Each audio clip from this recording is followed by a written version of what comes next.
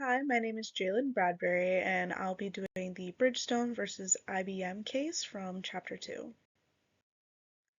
So, starting with the case overview, Bridgestone Americas was a subsidiary of the Japan-based Bridgestone Group and a major tire supplier in the US, and they were processing about one order per second during business hours, which is a lot, and managing this volume required modernized systems. So, in 2009, Bridgestone hired IBM to replace its outdated systems with SAP software. The goal was to streamline the entire order to cash process, including order entry, shipment, invoicing, and payment. The project was pretty complex. It definitely wasn't small. It was IBM's responsibility to implement SAP software in one of the leading enterprise resource planning systems and make sure it works seamlessly with Bridgestone's existing systems, which was a big project. So it was supposed to cost 50 million originally, but by the time it was finished in early 2012, the cost had gone over $80 million. Not only that, but it was 5 months behind schedule when it was done. Bridgestone, against IBM's advice, pushed for what's called a high-risk flash cutover, and that means that everything went live at the same time across all of Bridgestone's North American operations in January of 2012. IBM had warned this approach was risky because they had believed the system wasn't ready, but Bridgestone actually insisted on this. So the problems with this was when the system went live, it began almost immediately. Orders were lost, duplicated, or only partially processed, and for the first few orders that did go through, important follow-up actions weren't completed. These failures disrupted Bridgestone's operations significantly, and in response, Bridgestone decided to bring in SAP directly to fix the issues. Meanwhile, IBM tried to troubleshoot the problems, but their fixes often created even more issues. So this led to Bridgestone's lawsuit. In late 2013, Bridgestone took legal action against IBM. They filed a lawsuit in federal court in Tennessee accusing IBM of breach of contract, fraud, gross negligence, and misrepresentation. Bridgestone claimed that IBM misled them to win the contract and didn't disclose critical information that would have changed their decisions. They also argued that IBM assisted unqualified staff to the project, assigned unqualified staff to the project. Bridgestone sought 600 million in damages, pointing to 200 million in lost sales and additional costs caused by the messed up implementation. IBM's defense on this was, of course, they argued that Bridgestone was partly to blame for the project's failure. For example, Bridgestone went through 6 CIOs during the project, which caused instability in leadership. IBM also said Bridgestone didn't provide enough skilled staff who fully understood their existing systems.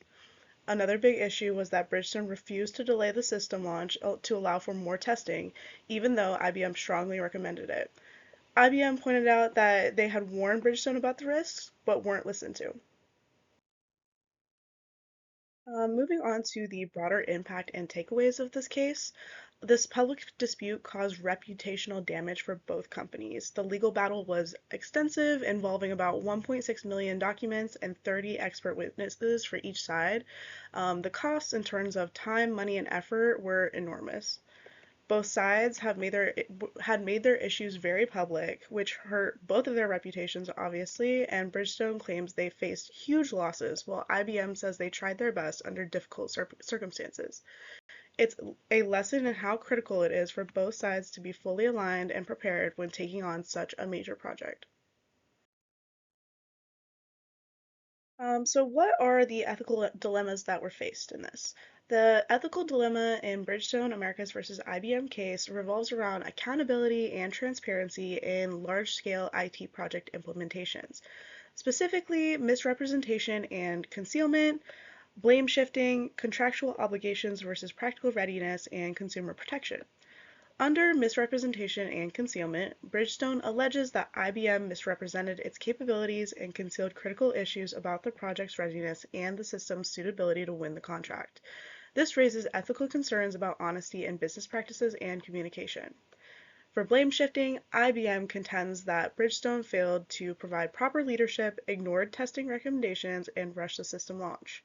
This creates a dilemma about whether it is ethical to shift responsibility when both parties appear to share some fault. In contractual obligations versus practical readiness, IBM argued against the flash cutover launch due to known bugs, but proceeded at Bridgestone's insistence. The dilemma lies in balancing the ethical obligation to follow a client's directive against the responsibility to prevent foreseeable harm. And under consumer protection, Bridgestone filed claims under the Tennessee Consumer Protection Act, alleging fraudulent practices. This highlights ethical issues around corporate responsibility towards consumers and the consequences of failed systems on business operations. And here are the chapter discussion questions. Number one, with 2020 hindsight, what could each side have done differently to improve the outcome of this major project? And number two, which company's reputation was harmed more by the publicity surrounding this project? What might have been better done or done better to protect this company's reputation? For number one, if I look back, both Bridgestone and IBM could have done several things differently to make this project more successful. For Bridgestone, they could have been more prepared on their end by ensuring they had stable leadership and a team that understood their existing systems.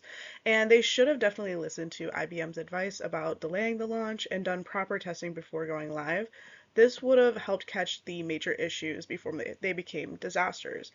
And for IBM, they could have been more upfront about the project's challenges and whether they could have realistically met Bridgestone's needs. They also could have pushed harder to delay the launch if they knew the system wasn't going to be ready, even if Bridgestone had insisted. Better communication and collaboration could have helped both sides avoid the problems. And to answer number two, in my opinion, IBM's reputation was hurt more because they were the ones who were hired to fix Bridgestone system and they failed to deliver on all accounts. And this made people question IBM's ability to handle big, complex projects like that.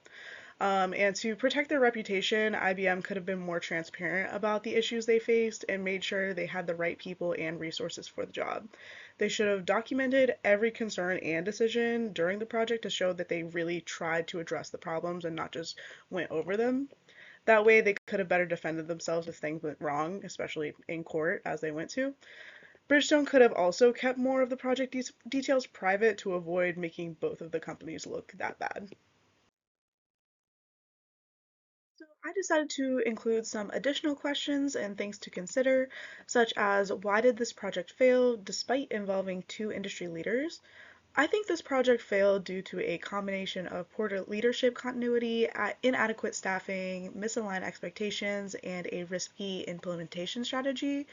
These issues compounded to create a situation where even the expertise of IBM couldn't overcome the systemic challenges. For number two, what ethical responsibilities do companies like IBM have in projects like this? So vendors like IBM have an ethical responsibility to communicate risk transparently, provide qualified personnel, and prioritize the client's long-term success versus their short-term goals. Misrepresentation, as alleged by Bridgestone, breaches trust and definitely undermines their overall partnership. And number three, could this failure have been avoided with better planning? I think definitely yes. A phased rollout instead of a flash cutover, like all at once. Definitely some more comprehensive testing and a consistent leadership from the start from Bridgestone could have significantly mitigated the risks. Both parties also needed to align on their realistic timelines and overall objectives from the start. And number four, what lessons can other companies learn from this case? I think other companies could learn that they need to always prioritize risk management and testing before implementing such changes, especially such big changes. They definitely need to learn how to foster open communication and collaboration between vendors and clients, and also ensure that leadership stability and on how to allocate sufficient resources for the project success, not just throw it to the other company.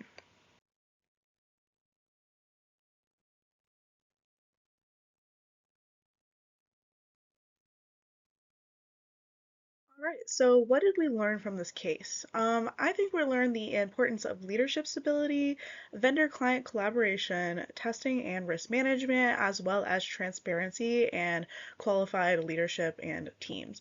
So, in the importance of leadership stability, frequent CIO changes at Bridgestone created misalignment and confusion, which hindered the overall success of the project.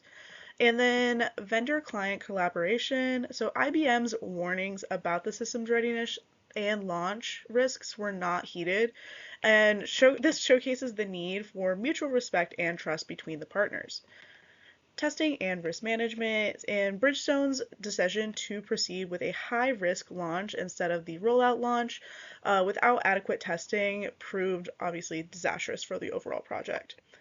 And then transparency and qualification, both parties could have benefited from clear communication overall and better qualified personnel on their teams. All right, guys, so here are my references. I hope you all enjoyed, and thank you for listening to my project.